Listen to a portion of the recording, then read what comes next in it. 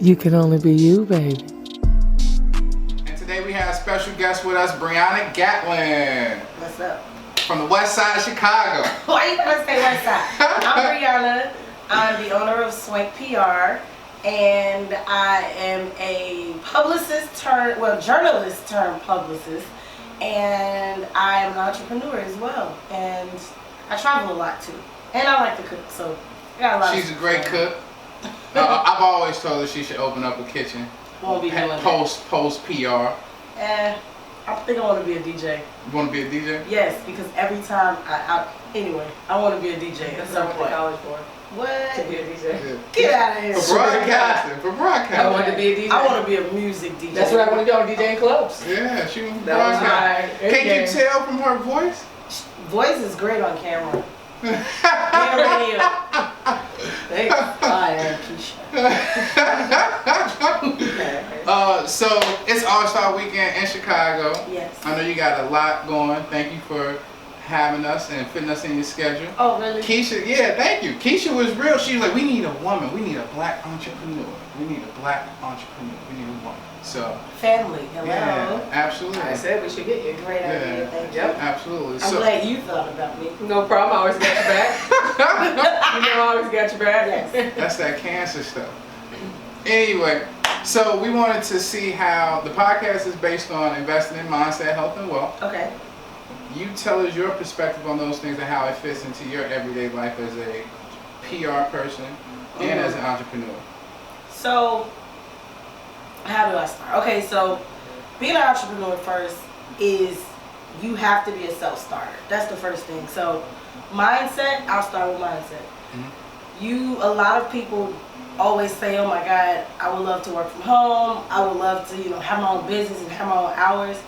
And they say it, but they don't really know what they're signing up for when they say they want to be an entrepreneur. When you're an entrepreneur, you're the janitor, you're the secretary, you licking stamps, you're doing whatever everyone else isn't going to do that you can't afford to pay someone to do. Because when you're an entrepreneur, like every single penny counts. Everything is a expense that you may not necessarily think is an expense. So I would say on the mindset side, you have to really understand that you're going to be doing almost everything, and you have to know what roles everyone, including yourself, have to play, or when everything falls, it's kind of on you. And so mindset wise, you have to really be tenacious. You have to be able to have that get up and go. You have to be proactive. If you're not proactive, it's not going to make sense. And so a lot of people don't really understand that if you're not a self-starter, if you do not have motivation, you have days where you might literally not have money and you still have to get up and work. You can't be motivated by money. You have to be motivated by your passion, in essence. So Absolutely. That's, as far as mindset, that's probably the most important part of, being an entrepreneur. How long have you had your business? I am going on 13 years. So just quick question. You spoke about mindset and how you have to maintain this mindset of taking on multiple roles and being open to doing that. How do you feel like your mindset has changed from the time you started your business to how it is now, as far as just the business aspect, the financial aspect, all the aspects of the business, like how you see it then to how you see it now? That's a and good how question. your mindset has changed. I will say this. So when you start out, you just don't know. You don't know what's going to happen. You don't know how to manage the money the way, because if you're coming from a paycheck to not having no money, Self-reliance. It's one of those things where you really got to be frugal. So I would say back then, what I would do now versus the new version of me versus when I first started, I wouldn't take on certain clients now that I took on back then but as an entrepreneur, you need money. Sometimes you do things and you take on these projects that you really, really don't want to take on, and knowing also my limits and what my services are, and knowing how you have to have boundaries versus before I would just go above and beyond for very little. Now I'm not doing that. I'm not about to. Right, because you were. So you value yourself. Right. I value my time. I value my health more. Being a publicist is probably, they say a publicist is probably, I think outside of the President of the United States, is the most stressful job to have. Yes. Well, because the publicist is in charge with the client of how they're going to brand themselves, and the client and you sometimes can have different we can opinions. clash, but also like we end up being more than a publicist. Sometimes you're their friend, sometimes sometimes you're cleaning messes up sometimes, and sometimes you are telling them no, and sometimes you got to be a parent, sometimes you got to be, stylist. It just depends on. And sometimes you got to be the A&R. Yeah. How does this sound? Or and I'm definitely not. I don't be in the mood for that, but but it's just one of those things where But going back to your question, it's definitely different, and I would say knowing my worth now is the difference. Knowing how to create that invoice system and taxes and things like that, and how you can write stuff off, and just how I'm just learning about now how much business credit I can have, and so I'm just getting to that point. Things that if I would have known 5 years ago, I would have been in a way better position. I mean, obviously I'm still learning, but I would say for me, like, I don't ever stop learning, because you're learning literally as you go along. Yeah. So like, I think for me, the best thing that I ever did too was learning how to create a system. Okay. People that are entrepreneurs, they don't have structure. You gotta have some level of structure in your business. So for me, I've always been it took me about 5 years to create my structure the way that it was learn to be the most effective, where I could turn around and bring clients back. And because a lot of times you're kind of fishing and you're kind of guessing too. But now that I know, obviously experience teaches you, but for me, once I got my system down for like how I was going to facilitate my my PR plan for my clients and their campaigns, after that it became easy. Okay. The only other difficult thing that never changes is just dealing with people. Okay. That's it. Right, because that's a variable you can't control. If you could give advice out there to any young entrepreneurs, women especially, young ethnic women out here that would like to start a business, and they're out here right now struggling with that mindset, what would be some of the most valuable information you could pass along to them to help them get started? I would say don't sell yourself short. Don't overwork yourself for a client, because that client is like, a lot of them, if they value your work and their time and your time, they will be back. Okay. And just really always be a student. You can never stop learning. I know for me, I'm always trying to make sure that I'm, aware of things that maybe I wasn't aware of before.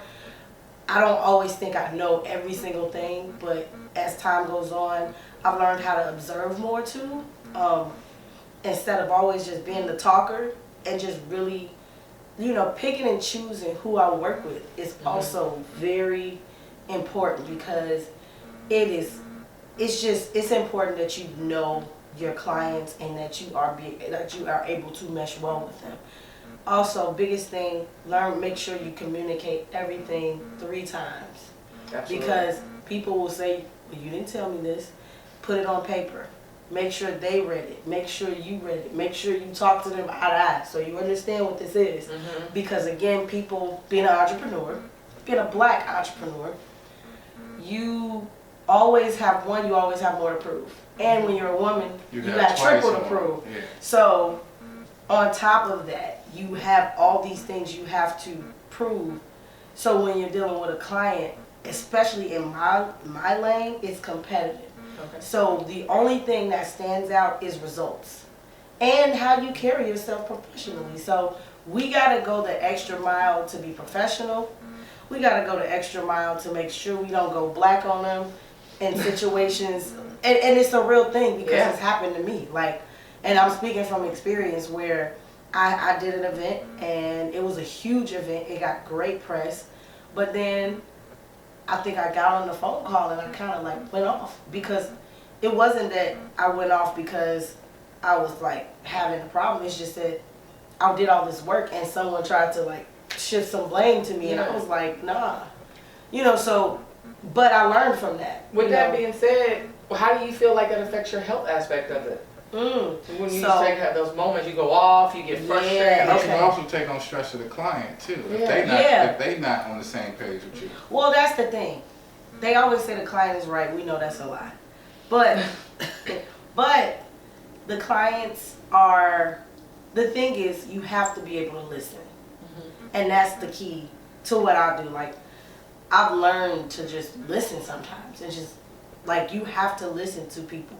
Sometimes they just need you to listen to what their concept is or what they're trying to break down. And I've also learned to not tell some, like, everybody is special when it comes to, like, what we do. So it's not cookie cutter. Right. So I have to be able to tailor my stuff to a client or to someone where I still get what they want done, and then I still can take them to, evolve them as their brand. So sometimes you gotta meet people where they're at, and then you help them grow. So sometimes you don't always get that. But on the health side, first time I really realized that I needed to take care of myself is when my father passed, and I literally had to do his funeral, and I was still working at the same time. That was the dumbest thing to do. But after that, like a few days, not even a week after that, I remember coming home from working, sitting on this couch, and I laid on the couch, and I couldn't move. Wow. My body was like seized up, it just shut down. Like, I could not get up. Like, it was like my body, like, literally was anchored. And I was like, what is this? And that was the first time I think I dealt with some type of anxiety, and I didn't know it was anxiety. And I don't know to this day what it was. I just knew that I needed a break after that. And it was, when you're dealing with stress and trauma at the same time, like, some people tend to work. I'm one of those people. So when my body shut down like that, that was the first time I actually didn't have a choice but to listen. And sit down. And I was like, what is this? And it was stress. It was stress. It was trauma. I had just lost my father, and I did the funeral, and I had to pay for the funeral. So I'm in the middle of trying to do all these things. And still work. Which was stupid. And so the first thing I did was I ended up flying out of town, and I just got away. And then I went and I seen a good friend of mine who at the time was doing, she still does it, but Reiki and just doing, she was a massage therapist, but she did Reiki, she did all these energy movement. And that was the first time, like, when I went out there, I got that treatment, and I came back and I was like, okay, I need to do this often. And so after that, I just started making it an effort to, one, go to the gym, make sure my energy's up. For my industry, you gotta be able to run a lot, but you also gotta be able to rest. And so for me, like, when it's time for me to sit down, I don't care what's happening. I sit down now. And I do a lot of things. I go to acupuncture now. Are you more holistic? I'm definitely more holistic. Acupuncture, massages. I'm always going to, like, I love Korean spas. I've never been to a Korean spa. Listen, they doing the Korean CBD. LA has a lot of Korean spas. Like, that's where I discovered it, because I went with my friends, and really, you go in the spa and you sweat out. You go to the sauna, you go to the steam room, but you literally pay $20 and you go in there, and you can be in there as long as you want. And they have the steam room, they have a sauna, they got the cold room, like, or the cold pool, so you dip in and out. What people don't realize, like, because that helps your body recover a lot. That's shocking your nervous system. Exactly. So people don't know you have to do that. These are things that over time I started learning, and so, like, now I'm a spa rat. So I'm always going to the spa. What's a spa rat? Somebody who just always in the spa, like a gym rat. Like a gym rat, a spa rat. So I'm definitely a spa rat. I would be a spa rat. Yeah, it's one of those things that you really don't realize. And I remember even the first time I started getting massages, like, I can tell you now the minute I know where my stress goes, it goes straight to my back and my neck and my top and the bottom of my lower back and my upper back. And I know that because it just, I always have knots in my back. So even, I know my body way more now. And you used to dance. And I used to dance. So you know when something don't feel right. Yes. And you yes. wasn't just a hip hop dance. I'm talking about ballet, African, church, gospel, all that. Well, it was African. Well, I went. Well, you're right. I forgot about that. Yeah. So that was in high school. Multi-talented. And that was in high school. I love dancing. Yeah. Yeah, but when I went to Columbia, and when I got to college, I took African dance for 4 years, and I did modern Kathleen Dunham. So that was my way to stay healthy the whole entire time I was in school, and I got A's in all the classes. It was easy. Stop. I mean, I love being a journalist too. So it wasn't even that I stopped. I just didn't. I mean, I've literally thought about going back to just take some classes and just enjoy it because I just love dancing. Period. But it was definitely when I stopped dancing, it didn't really, my body didn't catch up till to being old, I guess, older, until 5 or 6 years later. Yeah. My body was still the same. I would go kick it, drink, nothing. And then as soon as I turned 30, that changed. In the 13 years that you've been having your business, how would you feel it has affected your health positively and negatively? Positively, it's actually woke me up to just really realizing I gotta take care of myself. Okay. But also because we have the most stressful job, I have some type of remedy of stress relief every single, at least honestly once a week I'll do something. So it's forced you to learn. It's forced me to learn, but it's also forced me every other week I go to acupuncture. Yeah. And that's try good, the though. things. Because it's like a training regimen. She works, works. Now is my time to deload and decompress and recover. And Saturday, it doesn't matter. It's either Saturday, and if I'm not doing nothing, I don't really always have time to go to the gym during the week. But my favorite days to go to the gym is between Monday and Tuesday or the entire weekend. So when I do go to the gym, I try to go 3 times a week. Okay. You know, I'll do the treadmill, and I love stretching, and I do a lot of body floor exercises because I learned them in African dance. So I still take that approach. On the negative side, there's a lot of drinking and smoking and other drugs in my industry. So so it's just constantly flowing, all of it's flowing. And because you're around people that I'm around music and movies and sports. So it's for instance, this weekend, every event has had free liquor. Wow. But you have to learn how to say no. You gotta learn how to pace too. Well, that's the main thing. But for me, with these type of weekends, no, that's very real. That is very real. Because you're talking the All-Star weekend, most events are starting at noon, 1. And it's liquor at all of them. At all of them. At all of them. And you and by 2 o'clock, you might be I need an Uber. And if you don't pace yourself. And I've had to learn how to do that, and that's the thing in my profession. You got music festivals, you got Grammys, you got all these huge events that happen where I have to be there, and everybody's indulging, so it's not even, but for me, my regimen now that, there's days where I might, not go out at night. I'll just stay in the house because I want to just sleep so I can be fresh in the morning, depending on if I got an event. But I can tell you, it's the Thursday of those weekends, I always go crazy. I always have fun. It's funny because the Thursdays are the industry nights. Yes. Yeah, I've always said the Thursdays is what gets it cracking because we know what the weekend will have. Right, and then it's ratchet by Saturday. Yeah. But even South by Southwest, it's a lot of walking. You gotta keep drinking water. You gotta have comfortable shoes. But you walk in and there's free liquor, and so people, you can tell who's new because they come and they all nice and dressed up, and you you gonna be messed up in 2 hours. On the wealth side, as an entrepreneur, what has been your biggest resource? My biggest resource has been having, I would say, people around me that know what to do. Mentors, friends, people that believe in my business. Even some of my staff and interns, they've been a very good resource. So for instance, like just having, I remember trying to do social media, and Terrence, who used to work with me, he was like, hey, use this app. And that literally changed the dynamics of how much time we spent doing social media for clients. Hootsuite. Nah, we use Sprout Social actually. Yeah. Okay. But what it did was it changed the dynamics of how quick and my turnaround, and it enabled me to make more money that way. Nice.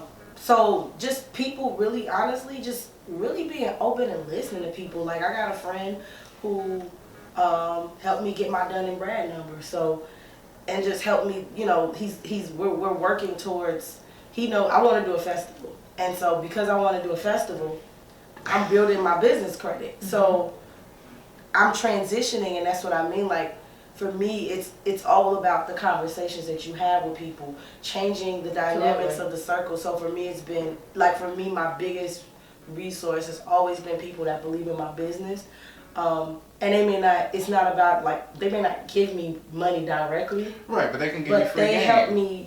They've helped me, along those steps to say, hey, you should try this, or you should try that, or do this. And it's been or people just will give me things or say, hey, I think this is great for you, you should try this.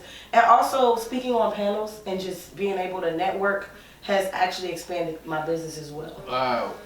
We have this thing where we have the rules of wealth or the rules of success based on our personal experience, and you can only be you. So we try to spread it out against different mediums. And rule number 4 is networking works. That's a golden, because networking, a lot of people don't know. What do you turn to when in your circle? I know at least when I was looking for a job, it was like, hey, y'all know anybody that's giving out jobs? So you always turn to your circle, or you'd be like, oh, how does this idea sound? And sometimes they can give you an idea indirectly, or they can be a valuable resource. Like, hey, you should contact this person, or I did this in this field. I've learned that networking works, and I think as a publicist, that's like the bloodline. That is our lifeline. Exactly. Networking is like the number one thing. I think understanding really. Also, networking is important because people burn bridges, and you're not supposed to. And so in business, you can't, even if you don't like someone, you can't leave the table and leave something done that's if it's unprofessionally handled, you may not be able to go back, or if people talk and then they'll say, because you don't know who they know. Exactly. Yeah. So networking is huge. I would say, again, learning how to be an observer versus always being a talker. And that was something I had to learn later because everybody think they smart. I mean, I would hope so. No, don't nobody think they stupid. Yeah, but that's why everybody thinks they're smart. Right. I mean that in a sense of sometimes what I had to learn is body language and observing what somebody when you learn. Look, it's like walking in a room and studying people, and then you play off of that. Yeah. People don't know how to do that. That's a skill. That is a skill, and it's a learned skill. And being conscious of your conscience. Yeah, so you have to. And the thing is the other thing is making sure you are in the right rooms versus trying to go to every room and do everything. And again, sometimes people aren't ready to pitch, do they elevator pitch? Yeah. People aren't ready for those things. You gotta be able to be on point and ready for those things. And what's benefited me is knowing everybody, because I may be talking to someone that has no clue on who I am, but then 7 people walk up and be like, hey, Briahna, and they're like, okay, who are you? Right. And sometimes it's just that. And so for me, it's always been my resources and networking. I think that has been the most beneficial to me. And also just how I handle my business and deal with people. I don't ever want people to walk away feeling any type of way about my business. They don't have to like me, but if I do good business, you can't really say anything.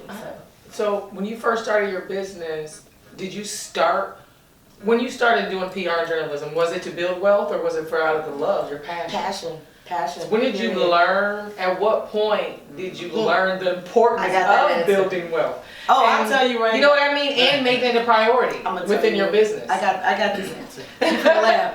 So, I'm going to tell you when the importance of wealth building happened. I was a journalist, and I was writing for the Source. He knows the story. My check bounced.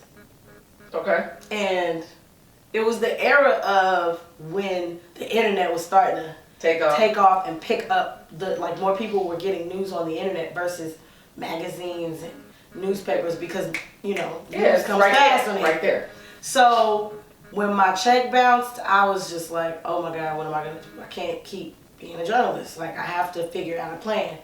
And so I transitioned into PR because all my mentors at the time were publicists. Okay. So I was like, well, I know how to deal with them, and I've been dealing with publicists. I was in journalism for like at least 10 to 15 years at that point. I'm like, I'm giving my age away, but either way. Started when she was 5. I actually did start journalism. I started when I was in high school, so I would say 14. Okay. But when I realized that there was about to be a turnaround, I started kind of preparing myself and really started thinking like, okay, what are you gonna do next? And when one of my mentors at the time was like, you would be a great publicist. I mean, I literally would talk to, and one of my mentors, she's out of DC, she passed away, but she was the first person that was like, you can make money doing da-da-da-da-da. And I was well, like, because as a journalist, you have to reach out to the publicist to get the clients. Exactly. So you've already had those I had so many relationships with publicists. And the other publicist that I used to talk to all the time, white girl, she actually used to be Jody Breeze and Jody Breeze publicist. And her name was CJ. And she was like, you could totally do PR. And after that, I was working at True Star, and I didn't realize I was already doing PRs. So the transition was very easy. And my first client was GLC, and he was signing good music at the time. Shout out to GLC. Yeah, I forever love him for that. That's awesome. Yeah. I remember that. And, CRC trips. Well, also the main thing was when I realized I could get paid more. That's when I was like, I was like, wait, so you telling me I can get paid every month? Yeah. Versus trying to pitch a story and may or may not get paid. And that was kind of depending on who picked up the that was a no-brainer. During this journey of your business and establish your mindset, your health and wealth, what do you feel is the best thing you've done for yourself for now and for the future? Travel. Okay. Travel. And that's the best. And travel right now, because, well, what I'm working towards next is this property and buying property and building wealth in that sense, because I'm thinking about what I don't want to be going to parties and having to do all this the whole time. Like, I want to have an option to do that. I don't want to be the one like 45 trying to kick it. I'm not trying to be that person. I want to be able to do my big signature thing and then go to Bali if I want to, because I just feel like being there for 2 weeks. Right. Favorite moment? The Gorillas party. That is my favorite moment. That's one of my favorite moments. So, I mean, everybody was at that event. Snoop Dogg, De La Soul, Bobby Womack. Most Def. It was just, Raekwon was downstairs and couldn't get in. Oh, wow. Yeah, that was fun. And it was so much fun that Damon Albarn, which is a legend in rock, he's the head of the Gorillas. He had so much fun, and I just vividly remember this because this was the end of the night. They walking him downstairs. Yes. The tour can't leave without him. They're walking him out. He's drunk.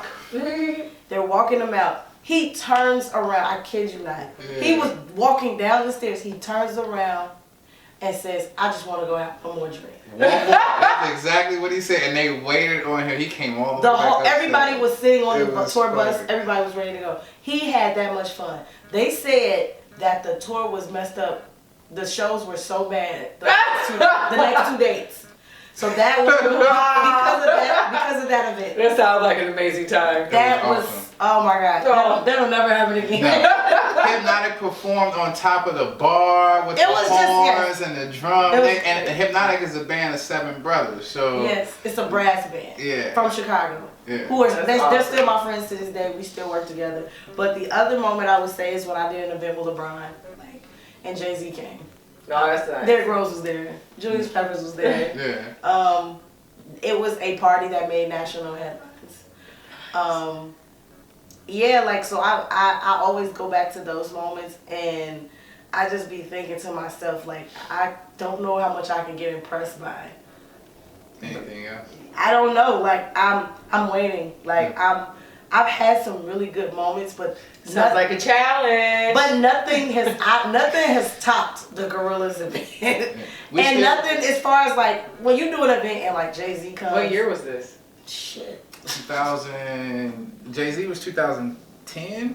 Probably. And the Gorillas had to be 2011. Yeah, they were like right. They were right back. Gorillas was first. Gorillas was first. And then Jay-Z, because they heard about the Gorillas event. Oh wow. Yeah. So I think 2010 was the Gorillas, and 2011 was Jay-Z. Okay. It was a good time to be in Chicago for me at least. That's back when Chicago was like the mecca. You had the Bears were good. We had Julius Peppers. You had Derrick Rose as the MVP. Obama was in office. Yeah. Kanye had just dropped My Dark Twisted Fantasy. That's when Chicago was like. Yeah. Chief Keef had was like the next summer. Yeah. It was a great time. I miss it. I mean, this is cool too. But but it's like, you know, when you've had those, you know, amazing moments, you like, okay, is there gonna be another moment like this? You know, and I've had great moments since then, but I would say those are like I think as far as that's when I started feeling like, okay, I'm doing something right, and I'm really on to something, and I have something to bring. I have some value to bring, not only to the city but to the industry overall, and it's just been like, I didn't even realize even this weekend, like I'm like, so many people call me for so many things. Like they'll call me, like I got a call yesterday and it was like, yeah, ASAP Ferg needs a barber. Do you know somebody? Like people call me for everything here. And so like I built so many relationships. So I mean, but that nothing tops that. And I think it's because we did that homegrown. Yeah. You know, so it was just probably something that will never happen again. Yeah. You had to be there. You had to be there. We're still waiting on the Dubai party though. We're gonna hold down for a Dubai party when you throw a Dubai event. Will I? Yeah, you will. Alright. Well, thank you for joining us. We appreciate it, Bree. No problem. Thank you. Thank you. It was awesome having you and sharing all your experiences and your wisdom. Yeah. Alright, you can only be you? Yeah. You can only be you, got baby. a freestyle for us? No. You can't wrap us up with a freestyle. Give us 4 bars. 4 bars. You can only be you in it. My throat ain't right. Alright, we're gonna let you slide. I'm a little We're gonna let you slide. Thanks for watching. You can only be you, baby.